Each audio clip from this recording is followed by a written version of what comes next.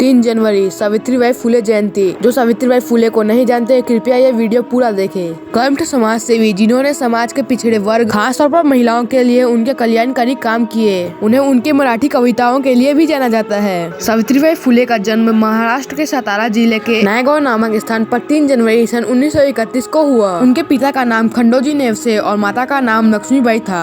सन 1840 में मात्र 9 वर्ष की आयु में ही उनका विवाह 12 वर्ष के ज्योतिबा फुले से हुआ। महात्मा ज्योतिबा फुले स्वयं एक महान विचारकर, कार्यकर्ता, समाज सुधारकर, लेखक, दार्शनिक, संपादक और क्रांतिकारी थे। सावित्रीबाई पढ़ी लिखी नहीं थी। शादी के बाद ज्योतिबा फुले ने ही उन्हें पढ़ना लिखना सिखाया। बाद में सावित्रीबाई ने ही पिछड़े समाज की ही नहीं बल्कि देश की प्रथम शिक्षिका होने का गौरव प्राप्त किया। उस समय लड़कियों की दशा अत्यंत दयनीय थी और उन्हें पढ़ने लिखने की अनुमति तक नहीं थी। इस रीति को तोड़ने के लिए ज्योतिबा फुले और सावित्रीबाई फुले ने सन 1848 में लड़कियों के लिए एक विद्यालय की स्थापना की। यह भारत में लड़कियों के लिए खुलने वाला पहला स्त्री विद्यालय था। सावित्रीबाई फुले कहा करती थी, अब बिल्कुल भी खाली मत बैठो, जाओ शिक्षा प्राप्त करो। सचमुच जहाँ आज हम भी लैंगिक समानता, जेंडर इक्वलिटी के लिए संघर्ष कर रहे हैं, वही अंग्रेजों के जमाने में सावित्रीबाई फुले एक ओबीसी महिला होते हुए हिंदू समाज में व्यापक कुरीतियों के खिलाफ जो संघर्ष किया वह अभूतपूर्व और बेहद प्रेरणादायक है। सावित्रीबाई फुले स्वयं एक विद्यालय में लड़कियों को पढ़ाने के लिए जाती थी, लेकिन यह सब इतना आसान नहीं था। उन्हें लोगों के कड़े विरोध का सामना करना पड़ा। उन्होंने न केवल लोगों की गालियां सही अपितु लोगों द्वारा फेंके जाने वाले पत्थरों की मार तक झेली। स्कूल जाते समय धर्म के ठेकेदार व स्त्री शिक्षा के विरोधी सावित्रीबाई फुले पर कूड़ा करकट, कीचड़ व गोबर फेंक देते थे।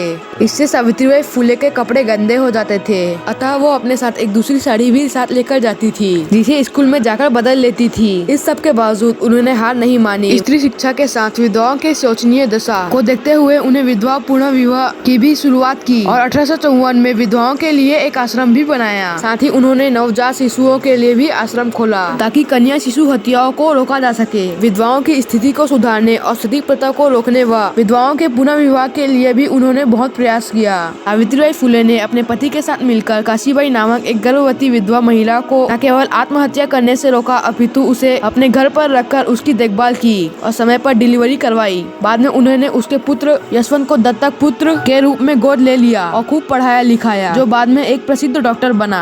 सावित्रीबाई फुले ने 2 काव्य पुस्तकें लिखी जिनका नाम था काव्य फुले और 52 काशी सुबोध रत्नाकर। बच्चे को विद्यालय आने के लिए प्रेरित करने के लिए वह कहा करती थी, सुनहरे दिन का उदय हुआ, आओ प्यारे बच्चों आज, हर्ष उल्लेस से तुम्हारा स्वागत करती हूँ मैं आज।